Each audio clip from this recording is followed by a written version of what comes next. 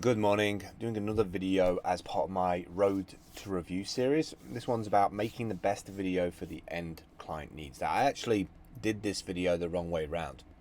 What I mean by that is normally I record the video and then write the text afterwards of my thoughts that I missed out from the video, whereas I'm probably going to miss out a bunch of the thoughts from the text because I just went crazy on the keyboard trying to get my thoughts out yesterday. So I'm doing the video first thing because it's very hot at the moment, so I want to get video done before the heat starts coming in. Otherwise, I'm just sitting here like dripping wet with sweat. So as you know, review.hunt.town is coming out sometime this month, and I truly believe it's going to change the face of brand advocacy across the internet. Mainly from a perspective of access for people all around the world, where it's been very difficult to pay advocates in their local currency, and also the ability for the first time to be decentralized and earn cryptocurrency for those reviews, as in the Hunt token. A little bit of backstory very quickly. I was a brand advocate for a couple of digital agencies, one called 1,000 Heads, which was a digital agency based in London, which has thousands of advocates all around the world.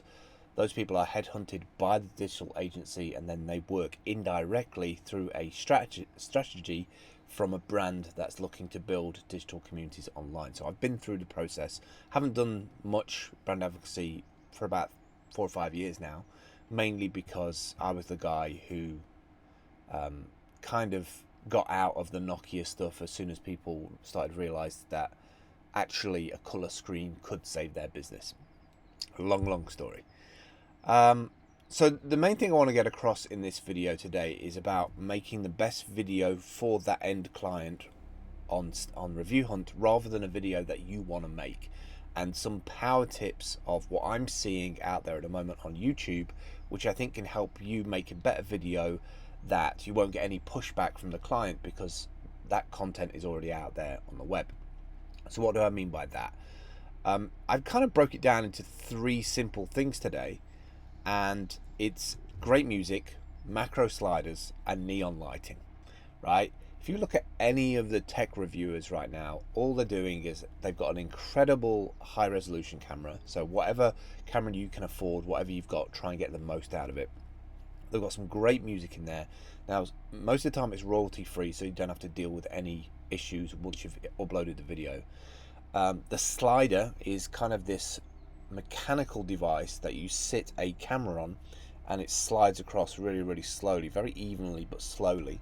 They range from very cheap for like £100 all the way up to crazy money, but enable you to do things with an app, to be able to position the camera, to move the camera slightly.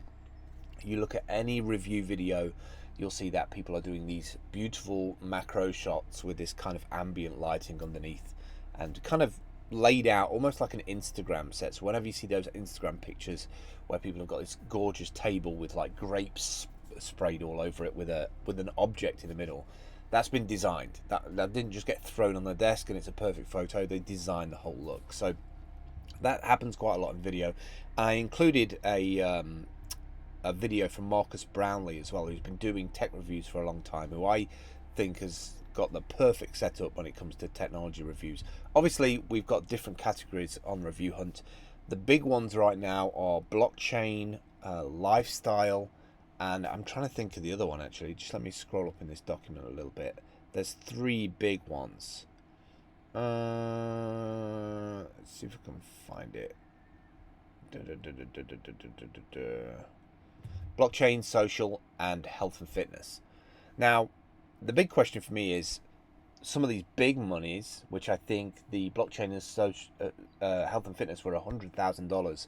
So the $695,000 market spend on month one, 107 different companies have signed up to use Review Hunt service, and they've put some of their marketing funds into this. So there's a big opportunity for hunters, people who love to make content, to do reviews, to step through and do those little linear tasks and quests to make some nice little money here. Now, everybody at the moment is in this kind of old new steam. I truly believe there's an opportunity here to not only earn some money, to do some great reviews, to learn your craft, but also reinvest that back into the Steam blockchain. I think that'd be great. I would quite happily, if I'm managing to secure a lot of this work, quite happily stop my power downs and just go all in and put more money back into Steam. So do give this a read, my blog post a read, because what I've put in here is a little bit of information about how I think quests are going to work out.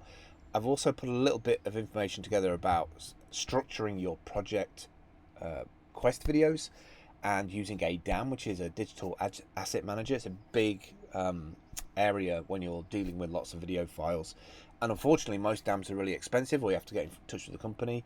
I've included one called Kino, which is probably the one I'm going to go for, because it's a really good idea from the very start to have some kind of digital asset management in place, especially for your B-roll or bits of content that you used before. If you want to make a mashup video later on in terms of this is the stuff that we've reviewed recently, or if you want to do like a flashback video, then you have all that stored away.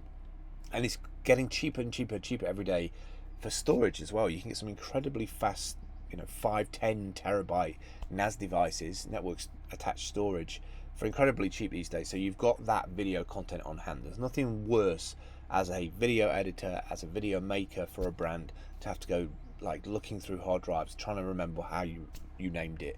Having an asset manager will be a huge plus. So yeah, I go into 3 areas: great music, macro sliders, and neon lighting. Those seem to be 3 prerequisites of a good tech review video these days, and everybody has copied that format. And I think a lot of brands are seeing this stuff on YouTube and saying, and I know this to be a fact because I see it on Upwork, how do we make a video like this? In fact, the amount of jobs that I go through of people saying we need to take our video content and make it like these videos, and I click on the link and it's Gary Vee. And obviously Gary has got what's his name? I was going to say Rock D, but that's a hip-hop star. Obviously he's got somebody following him around every day and doing his video editing, and he's invested money in to do that task. So not everybody can be a Gary Vee overnight. So I think the reason why a lot of tech reviewers out there are copying the model of Marcus Brownlee is that, one, he's been very successful. He's got 8 million followers.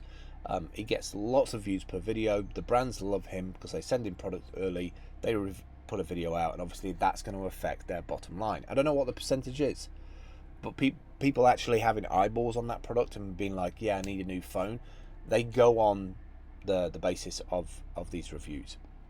And I think that's kind of where I would love to see Review Hunt going. I would love to see us snag 5 or 10 really top-end YouTubers who can get paid in Hunt, and by that also hear about Steam Hunt and Hunt tokens and Steam in the process.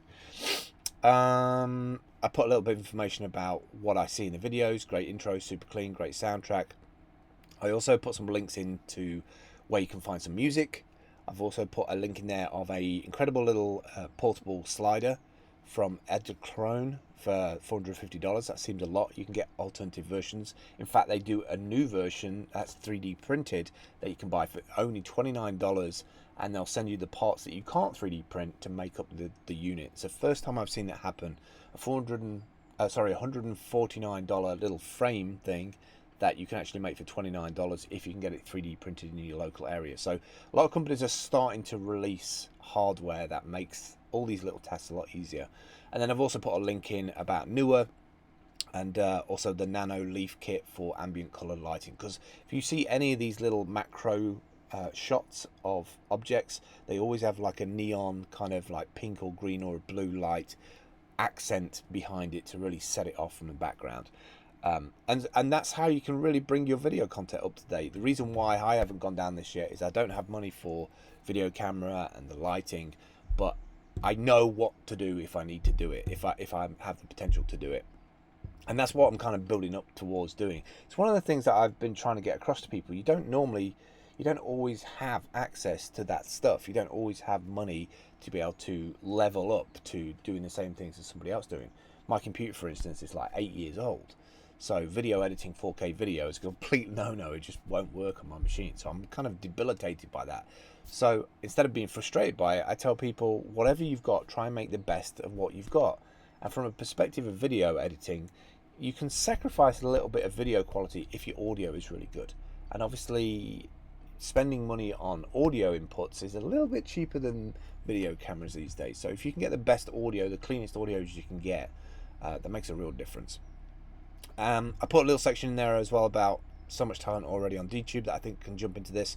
You know, bear in mind, at some point this month, in the next 2 or 3 weeks, $700,000 of marketing spend is going to be opened up by 107 companies that are going to be listing Quest on Review Hunt. And for me, as a previous brand advocate, that's something that I want to move into. It also makes sense as well for things like Steamcasting, because when we're doing shows on Steamcasting, we can go through and see the quests of the day and live talk about those things and get people to take part as well. I think that's it. I want to go and have some breakfast now. I'll speak to you soon. Take care. Bye.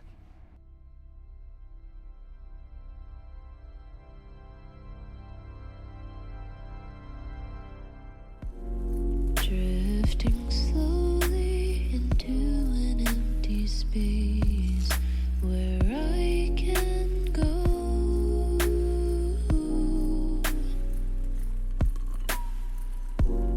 I'm just a roadblock for you, it seems. It's never enough, but I guess